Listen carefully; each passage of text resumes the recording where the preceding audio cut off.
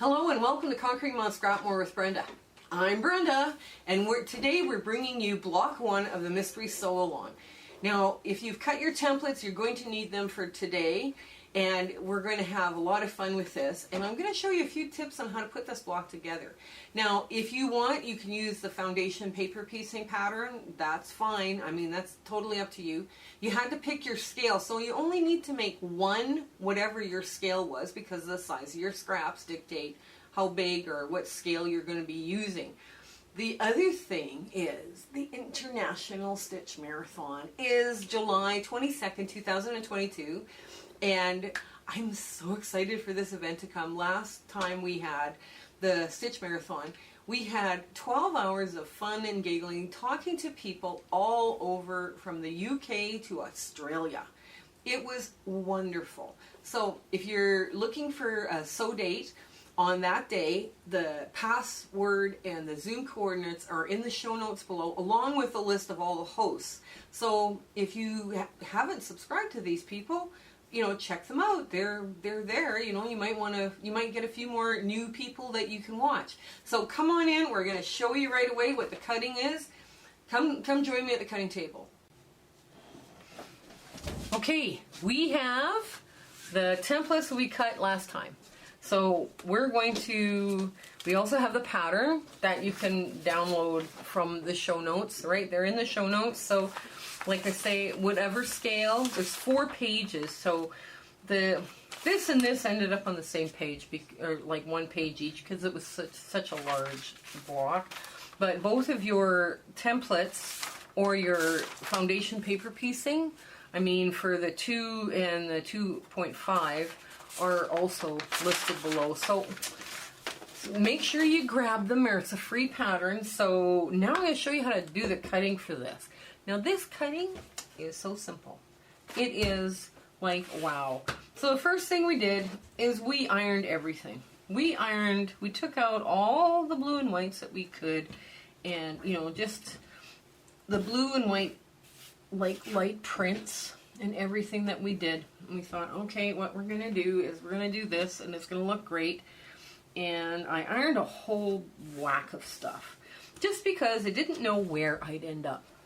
Then I also took out a bunch of blue, and I decided, okay, I don't know where I'm going to end up with this either. So let's just we're going to pile all this on top of each other, and I'm going to kind of line it up the best I can. Okay, and I'm just going to give it a quick trim.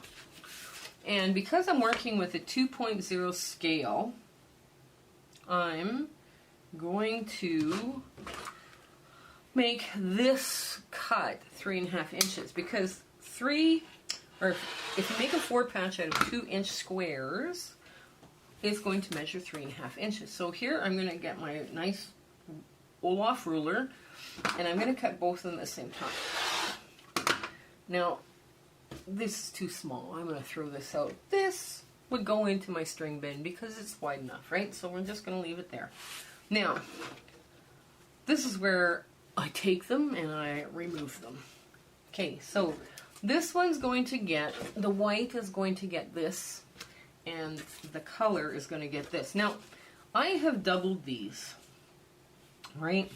Just because I can. I'm just going to trim off this raggy edge here because I don't like it. I'm a little obsessive when it comes to that kind of thing. So now I have 2 ways of managing this. I line my edge here and my edge here. Can you see that? Okay, so right on where my template is, I've got a 3.5 inch strip. So I can sit there and make my first cut like this. I can line this right up against that plastic template, pull the template away, and make my first cut. Right? So then I just slip this back into position. Now, I can do the same on the other side as well, right? Like I can either lay it on top or, you know, lay it to the side. Move this way, but now I'm cutting from the other end, right? But this way I'm not cutting my template, right? Because the template's important, right? So I'm just going to do 2 of them here at a time. I'm just going to line this up, and there we go. Now I have made 2 triangles at the same time because I've doubled my work. I've doubled my fabric. And I'm just going to line it up and just check it again. Have I cut the right size? Yes, I have. So this is a win. Now I'm going to save these, and what somebody asked why I never have weird stuff, weird little triangles, because see, out of here I'm cutting 2 at a time, right? So what you do is you have a whole bunch of different colored ones, and now you just take them like this and you sew them together. So I make a little rectangle out of all these odd cuts, and it looks great, and I throw them in a kawandi and everybody goes, oh, that's so cool. But anyways, so here we are. That's why I don't have any weird funky triangles in my crumb box. So that's how I do this.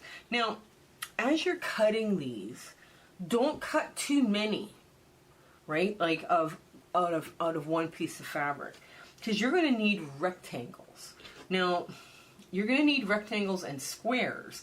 So if you cut all of this stuff, the quilt looks more cohesive if you have one piece here and another piece with a different shape in the same fabric, and then other pieces, you know, somewhere else in the quilt that's a different shape again, right? The quilt does look more cohesive for scrappiness, but you can start, and now that you've got all this trimmed up and laid out, you can start cutting your rectangles or whatever you're going to do.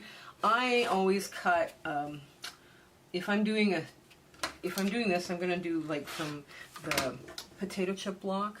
So I'm going to cut these for my, just cut them for the potato chip block, but if I have extra, I'll just throw them in.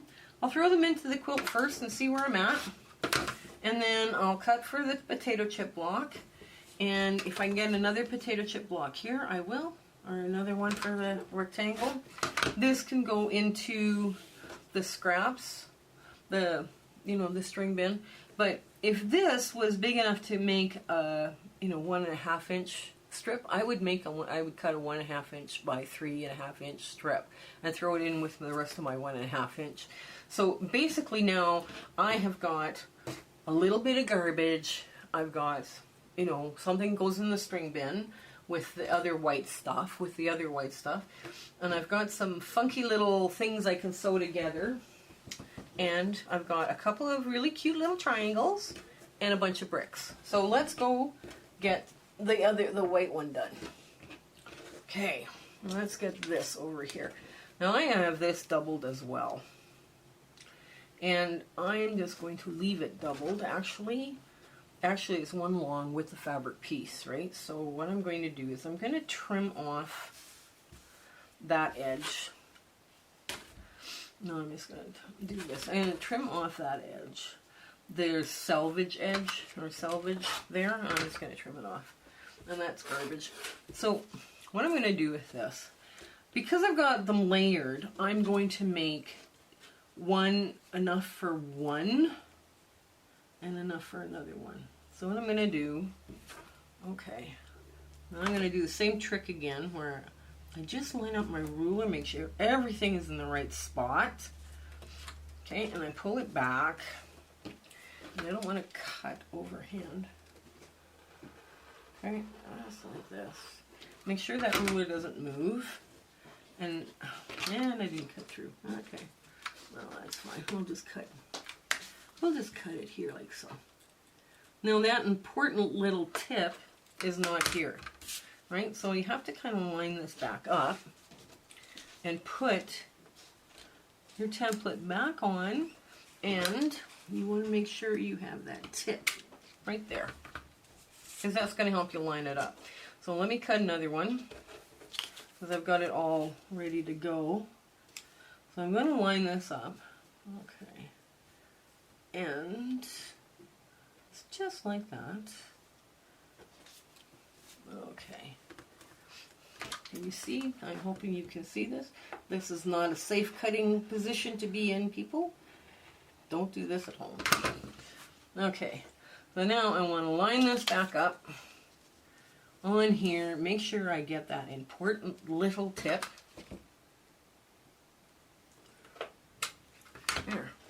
So now I've cut 2 of these, right, from one piece of fabric. So I'm going to take my triangles, and I'm just going to show you how that works. You take one of these. Okay, you got 2 triangles. And you're going to take one of these, sew it to one side, flip it over, sew it to the other side. And then you've got the same there.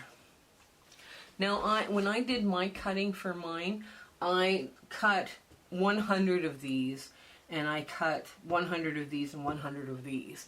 So what happened is mine don't match up in a nice little like pairing like this, where I've got the same whites on the fabric. I've got all sorts of different whites, and this one is somewhere else in the quilt, right? So, but I mean, this is something too. Now I'm going to show you how to sew these together, because this lineup mark is here, but there's a, you don't trim this here, so that helps you line up both edges on top and bottom. So let's get to the sewing machine, and we'll get these sewed up for you, and we'll see how this all looks. Okay, we're at the sewing machine, and we're just going to start lining them up, and I'm going to do 2 at a time, and here we go. So, oops, just get that out of the way, make sure that's all lined up right. Now, I prefer to go from the top to the skinny edge, right? Not everybody sews them that way, but I mean, this is what I do. And I take that time to line up that notch, that little notch there at the bottom, and then make sure this is not wobbled or bobbing and weaving and all the rest of the stuff, right? So now, this is how I sew these little weird rectangles together. So I take 2, and they don't necessarily match up, right? That's why I don't have, and I'm answering a question because everybody's like, how come you don't have weird triangles? Well, what I do is this, and I just run it through. Just, you know, just run it through as a leader ender. And I get my scissor, my little trusty scissor, and I know people have said it's confusing when I do other stuff with this. So now I'm just going to gently finger press this back. Don't pull, because this is a bias, right? So what we want to do here, now we want to take this, we want to match up this bottom, and we want to match up the tips, right? The top tips. So now I'm just going to go, I'm going to start at the bottom this time and work my way. So where my tips meet, there's a little V in here. Okay? And what I want to do is I want to aim my sewing machine for that little V. So my needle comes directly out at that point. Let me explain that again. Gently fingertip or finger press this, just gently. Gently, just give it a little nail scrape, not hard at all. Then line this up just like so on the bottom, and then line up your tips. Now, this used to be called needle match, where you would come out a 1/4 inch away from something, where something V'd like this, and I don't know why they're not calling it that anymore. Maybe it was, I don't know, politically incorrect or something. Who knows? But anyways, everybody's got to come up with a new term for things that work. So now, okay, now this is what I have. Okay, and there we go. And oh, here's what my little funky block looks like. So what I do, that funky little rectangle I sewed, I know, this is just kind of a leader ender thing. And I end up with a bunch of them, right? So I might as well run them through while I'm showing things. And I just give them a quick little trim, like this. Trim off those weird little dog ears on both sides, top and bottom. And oh, I've got a little bit more that has to go, because there was a cut in there. And there I am. So that's what that looks like when we're done, right? When we're done. And it's a fun little one that I can now put into my crumbs. And I can either use it as a crumb or I can put it into a kawandi. I can do all sorts of things with it. But it's very quick, very simple. I even have white ones like this, where I just line them up, kind of randomly sew them, and, you know, off we go. So, and I just gently finger press that over. Just very gently, and we have now two. And one of these little weird rectangles. So here we are with our first block one. Aren't they cute? Like when you get into the larger scale ones, I mean, they're cute and adorable too. But we have, with this, a perfect 1/4 inch from the top of your peak to the edge of your sewing here. Like it's just, it worked out just perfectly. So don't be afraid to use templates. I mean, they're, as long as your 1/4 inch is good and you've cut it correctly, it's these come together so quickly.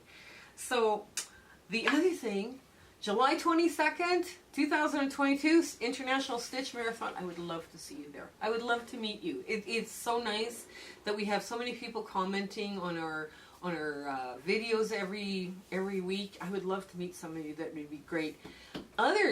Last thing, let us know if you want to do this quilt. This is a nosegay quilt. This is a very old traditional quilt. But I have some fun ideas for this quilt and to eliminate bulk and seams and all this stuff. So let us know in the comments below if you'd like to do this as a sew along for, let's say, the winter or whatever. But we would love to do something really fun, or we can do another mystery sew along. It's up to you. I have lots of ideas in my scrapbook right now. So let us know. I hope you have a fabulous week ahead, and I hope everything goes well, and I hope you win Bobbin Chicken several times this week coming up, because, wow, I haven't won one Bobbin Chicken race in a very long time. So you take care. Okay, bye! My husband and I would like to thank you for watching today. We're so happy about the way our channel has grown, and we just want to wish you so well in your journey along with us. Please like, share, and subscribe, and tell your friends. Now, the next thing is this quilt. We are wondering if you guys would like this quilt as a free sew along on this channel this fall, this coming fall, winter. We were kind of thinking that this one would be really fun to do. We could do it in a larger size or a smaller size, it's up to you, but this one was a lot of fun to make. And it's all, it lends itself to being hand stitched, but you can also do this on a sewing machine as well. So let us know in the comments below. Remember, share, like, subscribe, tell your friends. Okay, have a great week ahead. Bye!